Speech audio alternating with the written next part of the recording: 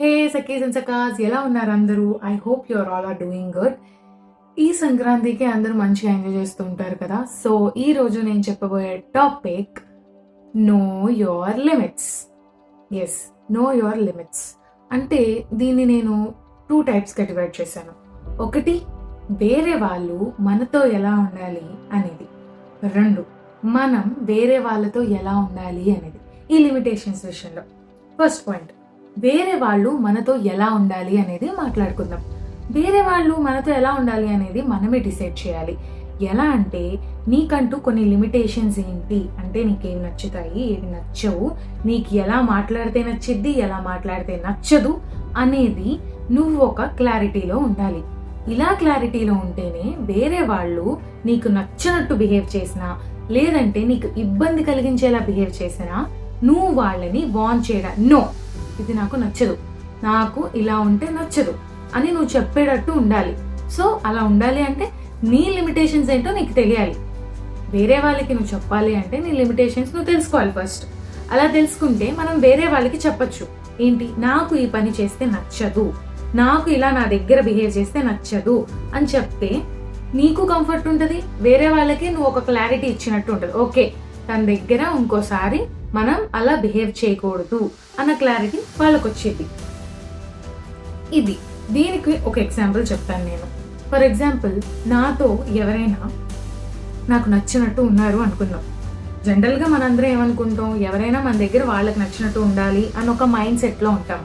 అలా ఉండటం మూలాన కొంతమంది యాక్సెప్ట్ చేయగలరు, కొంతమంది యాక్సెప్ట్ చేయలేరు. కొంతమంది ఓకే, వాళ్ళకి తగ్గట్టు వాళ్ళు ఉన్నారు కదా అని అనేసుకుంటారు. కొంతమంది ఏంటంటే నాకు నచ్చట్లేదు అలా అని చెప్పి నిన్ను వాళ్ళని మార్చమని నేను అనట్లేదు. నీ కంఫర్ట్ జోన్కి, నీ లిమిటేషన్స్కి ఎవరైనా అడ్డొస్తే దాన్ని ఆపమని చెప్తున్నా. దాన్ని నిన్ను నువ్వు ఇబ్బంది పడకుండా చేసుకోమని చెప్తున్నా. సో ఒక ఎగ్జాంపుల్ చెప్తాను నేను ఇక్కడ.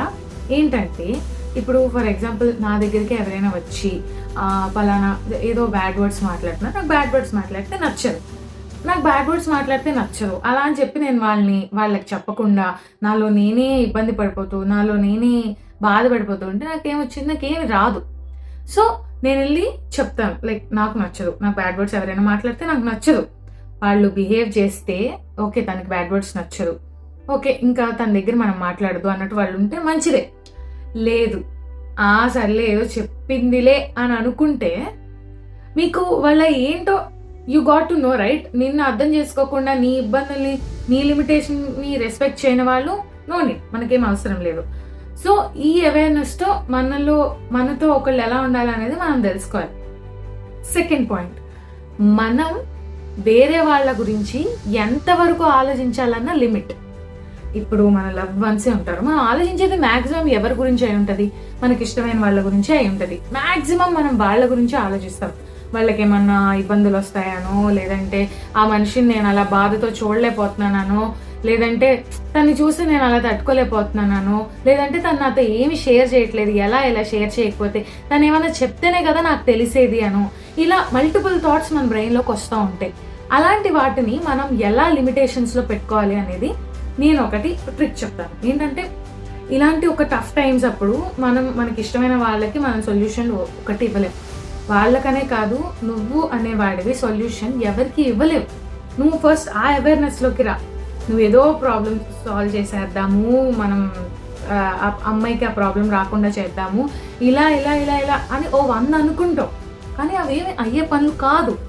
సో ఇక్కడ నువ్వు గుర్తించాల్సిన విషయం ఏంటంటే, నీకు ప్రాబ్లం సాల్వ్ చేయలేవు, నువ్వు వాళ్ళ ప్రాబ్లం సాల్వ్ చేయలేవు. అది బ్లైండ్గా మైండ్లో పెట్టేసుకో. సెకండ్ పాయింట్, నువ్వు ఎంతవరకు వాళ్ళ గురించి ఆలోచించాలి. చెప్తే వినేవాళ్ళు కొంతమంది ఉంటారు, చెప్పినా నాకు తెలుసు నేను ఏం చేస్తున్నానో అనేవాళ్ళు కొంతమంది ఉంటారు. So better you leave their life. వాళ్ళ లైఫ్ని వాళ్ళు లీడ్ చేసుకొని, ఓకే. ఎందుకు ఇదంతా చెప్తున్నాను అంటే, వాళ్ళ లైఫ్ ఏంటో వాళ్ళకి ఒక క్లారిటీ ఉంటుంది. క్లారిటీ లేకపోతే ఓకే, ఒక పాయింట్లో వాళ్ళే రియలైజ్ అవుతారు, ఓకే అప్పుడు వాళ్ళు అలా చెప్పారు కానీ నేను ఆ పాయింట్ రియలైజ్ అవ్వలేదు, ఓకే ఇప్పుడు నేను రియలైజ్ అవుతాను. రియలైజేషన్స్ అనేవి ఎవరికి వాళ్ళకే రావాలి. మనం చెప్తే వచ్చేవి చాలా తక్కువ మంది అర్థం చేసుకుంటారు నువ్వు చెప్పేదాన్ని. బట్ రియలైజేషన్ వాళ్ళంతటా వాళ్ళకి వస్తేనే వాళ్ళలో మార్పు వచ్చేది. సో వేరే వాళ్ళ గురించి ఈ పాయింట్స్ మీరు మైండ్లో పెట్టుకోవాలి. అండ్ ఇంకోటి, ఎవరైనా మన ఇష్టమైన వాళ్ళు కానీ, మనకి ఇష్టమైన వాళ్ళు కానీ, ఎవరైనా కానీ మీకు ఏమైనా విషయం వాళ్ళు చెప్పట్లేదు, వాళ్ళు చెప్పుకోలేకపోతున్నారు అంటే leave. I just suggest to leave.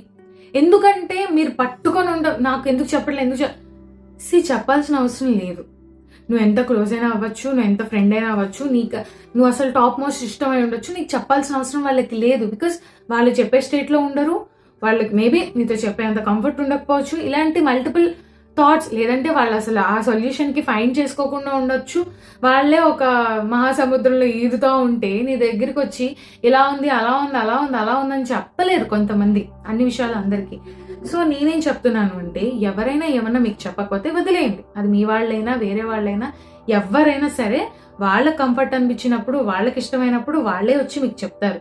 No your sense. అంటే వీళ్ళ గురించి మనం ఎంతవరకు లిమిటెడ్గా ఆలోచించవచ్చు, ఎంతవరకు మనం వీళ్ళ మీద పెట్టుకోవచ్చు ఈ లిమిటేషన్స్ అనేవి. వన్స్ మీకు వాళ్ళు చెప్పలేదా ఏమన్నా విషయం, లేదు నాకు చెప్పింది కానీ నేను చెప్పిన మాట అనట్లేదా, leave is the only solution. Because ఎవరి లైఫ్ వాళ్ళదే, ఎవరి ప్రాబ్లమ్స్ వాళ్ళవి, ఎవరి సొల్యూషన్స్ వాళ్ళవి. నిన్ను వచ్చి అడిగితే నువ్వు ఇవ్వాల్సింది నువ్వు ఇస్తావు, వాళ్ళు తీసుకుంటే తీసుకుంటారు, లేదంటే లేదు. సో ఈ 2 లిమిటేషన్స్లో మనం బాగా గుర్తుపెట్టుకోవాల్సిన point. So quote of the day, knowing your limits means setting your life in a right direction. Yes, మీ లిమిట్స్ని మీరు సెట్ చేసుకుంటున్నారు అంటే అది మీ లైఫ్కి రైట్ డైరెక్షన్లో మీరు పాత్ వేస్తున్నట్టు. సో ఈ వీడియో కనుక మీకు నచ్చినట్టయితే please like, share and subscribe and don't forget to comment. Me comments అన్ని నేను చూస్తాను. ప్లీజ్ మీకు ఇంకా ఏమన్నా వీడియోస్ ఇట్లాంటి ఎంగేజింగ్గా కావాలి పర్సనల్ డెవలప్మెంట్లో అంటే you can comment down and you can ask for more videos. And happy Sankranti, happy Bogi, happy Kanuma, and me, I always love you all guys, and thank you for watching my video. Love you all. Don't forget to subscribe.